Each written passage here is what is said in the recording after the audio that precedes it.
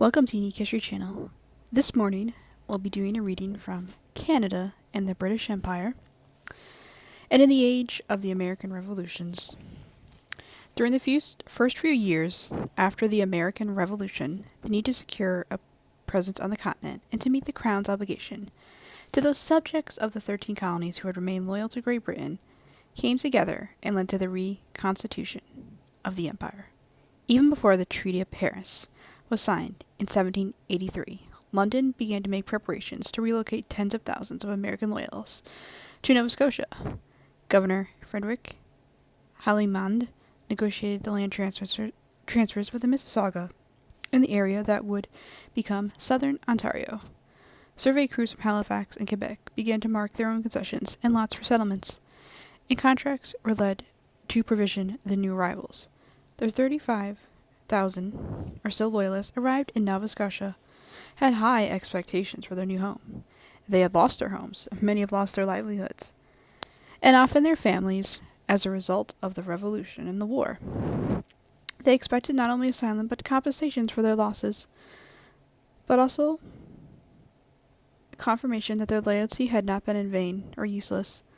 But when the flotillas carrying disbanded militias and their family and a group of unassociated loyalists landed at Halifax, Port Roseway, soon renamed Shelburne, on the south shore of Nova Scotia, and at the mouth of the St. John River in the Bay of Fundy.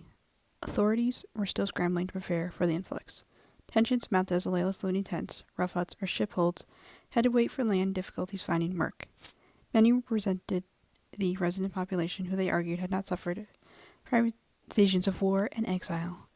They also resented the apparent impotence of the colonial authorities. Moreover, members of this heterogeneous group had little in common but the experience of exile. Soon after their arrival, racial tensions between the Spanish soldiers at Shelburne and black loyalists living in a nearby town, Birchtown, erupted into violence when whites charged their neighbors that they were underbidding them for work. White loyalists also fought among themselves on what kind of communities they should plant their new homes. Within a year of peace, Nova Scotia was partitioned. In the new colony of New Brunswick, with its predominantly loyalist population of artisans, laborers, and small farmers camped upon the mouth of the St. John River, community leaders set to work and establish an agrarian society that would be the envy of the American states, one that rested on landed privileges and hierarchical notions of order and respectability.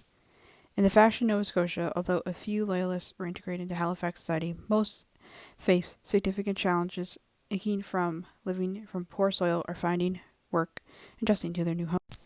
Black loyalists, many of whom had joined the Royal Standard in response to promises of freedom and land, found themselves in particular difficulties. Slavery was still recognized in Nova Scotia, and racial discrimination was generally condoned.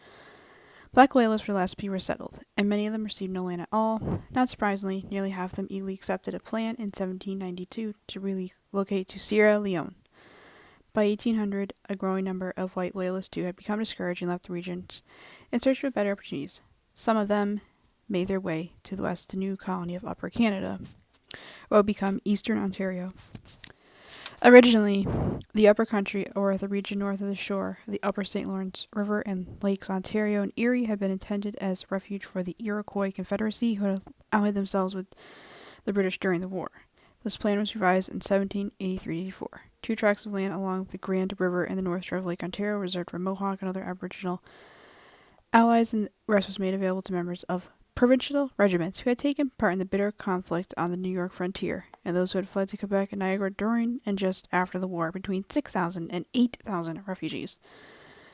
Grants were initially allocated by provincial crops and former officers were placed in charge. Pressure from the emerging loyalist elite, who soon shafted at living in a colony governed by civil law from Quebec, leading to the partition of Quebec in 1791. A year later, former British officer and veteran of the Revolution, John Graves Simcoe, arrived in the colony of Upper Canada, determined to mount this frontier into, his words, a Little Britain.